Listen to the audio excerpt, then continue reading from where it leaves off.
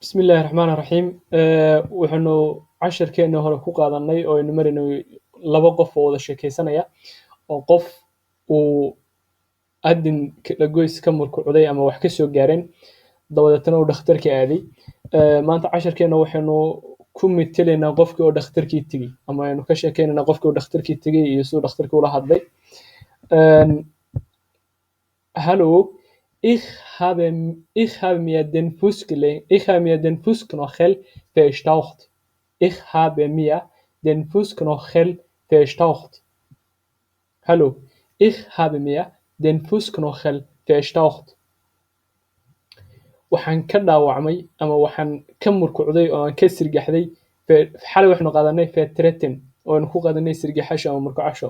laakiin ereyo fara badan ayaa loo isticmaalaa waxaan arkay dhalinyaro casharkii xalay comments ka bixinaya oo dhahaya kelmadda fetreten macno kale aan u naqaana waa idiin sheegay fetreten macnayaal fara badan bay leedahay ilaa 3 macne baan anigu aqaanaa ka badanna way yeelan kartaa xalay macne ka mida macnayaasheeda ayaan qaadanay marka qofkii raba inuu ereyada si fiican febiska macnahooda barto oo ereyga inta macnaha ugu badan loo isticmaalo uu barto fadlan qaado buugga umfangriga Dutch Soomaalish oo buugga casharkan anigu ka dhigayo erey kastana keenaya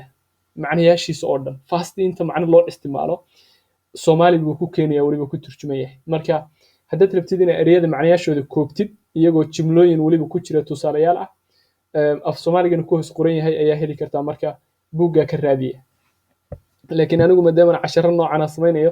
kuma khasbani inaan ereyga macnayaashiisa oo dhan keeno waxaan ku khasbanahay macnaha marka casharka aan wado raaci kara inaan soo qaato okay macnayaasha kale waxba igama gelin sababtoo casharkan isma raaci karaan mawduucan hadda ka hadlayno maaha mawduuc kale looga hadlaa marka wax erey kasta wuxuu leeyahay macnayaal kala duwan sidoo kaleeto waxa la yiraahdo shay kastana waxa loo isticmaalaa ereyo kala duwan oo hadda murkucasho ama sirgaxasho ama isku laabasho waa kelmado af Soomaali ah oo loo isticmaalo markii qofku wax ka gaaraan lugta kala goyska macaanka wax ka gaaraan sidoo kale afka Jarmalka ama afka English af walba wuxuu leeyahay sida af Soomaaliga ereyo kala duwan oo loo isticmaalo hadda xalay waxaanu qaadanay fetreten caawa waxaanu qaadanaa verstaucht ama verstauchen waxaanu sidoo kale qaadan doonaa casharkeena inuu ku jira caawa verdrehen oo iyadana loo isticmaalayo wax la yiraahdo loo isticmaalayo iyadana sirgaxasho loo isticmaalayo iyadana sirgaxasho loo isticmaalayo labadan erey waliba ereyga la verdrehen iyadana waxa loo isticmaalaa macnayaal kale oo badan oo ka duwan macnahan caawa u isticmaalayno marka waxaan rabaa inaan macnayaasha mawduucan ereyada loo isticmaalo inaan soo koobo laakiin ma rabo ereyga macnihiisa inaan ku soo koobo jimlada sababtoo ma wada qaadan karo macnayaashiisa dhan halka laguma keeni karo laakiin ereyada loo isticmaalo inaan u kala rogrogo jimlooyinka si qofku u barto ereyada loo isticmaali karo mawduuca caynkaas ah taas waan isku dayayaa insha Allah marka casharkeena ayaynu ku laabanaynaa qofkii uu tagay dhakhtarkii ayuu tagay sidaas sawirka ka arkaysaan wuxuu yiri hallo ich habe mir den Fußknochel verstaucht Fußgelenka ayaynu xalay marnay oo ahayd kala goyska lugta laakiin maanta waxaanu maraynaa Fußknochel oo ah canqowga taa laftarkeeda ayaa macno ku jira oo inaanu canqowga iyo kala goyska kala barano oo markay kala goyska wax ka gaaraan markay canqowga wax ka gaaraan ay kala saari kartid waa shay iyadana muhiim ah taas way ayaan wal leexday casharkii xalay oo ahaa Fußgelenken oo aan Fußknochel u soo qaatay maadaama aysan waxaan reality ahayn oo aan bayshbil ku bixinayno marka wuxuu yiri ich habe mir den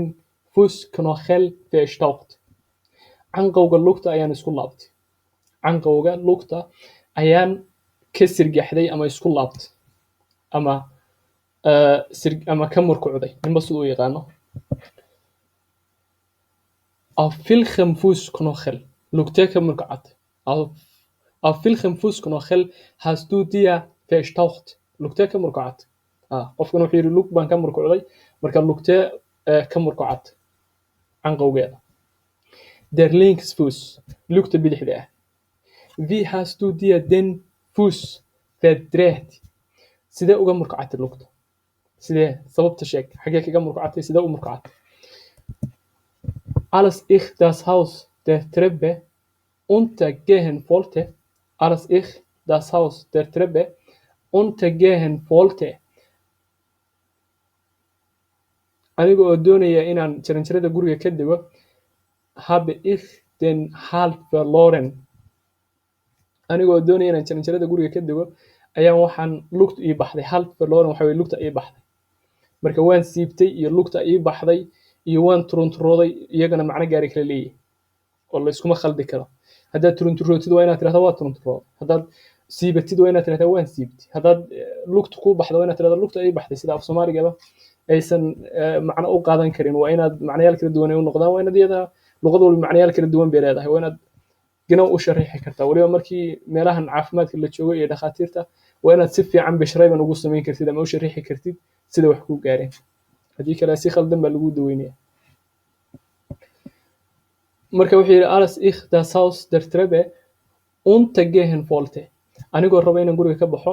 habe ich den Halt verloren marka anigoo doonaya inaan guriga ka baxo ayaan lugta ii baxday oo jaranjarada guriga kasii degaya ayaa lugta ii baxday buu yidhi und ich habe mich den Fußknochel verletzt markan verletzt ayuu isticmaalay dabadeedna waxaan ka dhaawacmay canqowga lugta sababtoo ah dee siduu u dhaawacmay wuxuu kusoo sheegay hore oo waaba la garanayaa sida u dhaawacanta. laakiin hadduu markii hore oran lahaa waan dhaawacmay lugtaan ka dhaawacmay dee su-aal baa ka iman lahay sida u dhaawacantay baa iman lahay soo ma. laakiin hadda waa la garanayaa siduu u dhaawacmay. marka waxaa la weydiiyey sidee u dhaawacantay keliya yacni sidee wax kugu dhaceen maxaa kugu dhacay lama weydiinayo sababto waxa ku dhacay wuuba sheegayba oo dee waa murkucday ama waa sirgaxday. marka wuxuu yidhi habe ich den Halt verloren lugta ayaa ii baxday und ich habe mich den Fußknochel verletzt dabadeedna waxaan ka dhaawacmay canqowga lugta. wann hast du dich verletzt goorma ayaa dhaawacantay waa goorma marka wax kugu dhaceen ila dhakhtarku uu ku xisaabtamaya am Morgen des heutigen Tages am Morgen des heutigen Tages saaka maanta subaxnimadii wey marka aan dhaawacmay oo aan rabay inaan guriga ka baxo oo jaranjarada ku dhaawacmay waa hoy maanta subaxnimadii. marka hal mar baan ku noqonayaa dul maraya. hallo ich habe mir den Fußknochel verstaucht auf welchem Fußknochel hast du dir verstaucht lugta ayaan ka murkucday lugta ayaad ka murkucantay der Linksfuß lugta bidixda ayaan ka murkucday wie hast du dir den Fuß verdreht sidee ayaad uga dhaawacantay lugta ama sidee ayaad uga murkucatay lugta sidee ayaad uga murkucatay lugta als ich das Haus der Treppe untergehen wollte anigoo doonaya inaan guriga ka baxo inaan jaranjarada guriga ka dego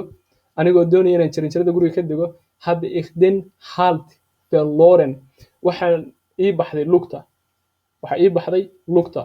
und ich habe mich den Fußknochel verletzt dabadeedna waxaan ka dhaawacmay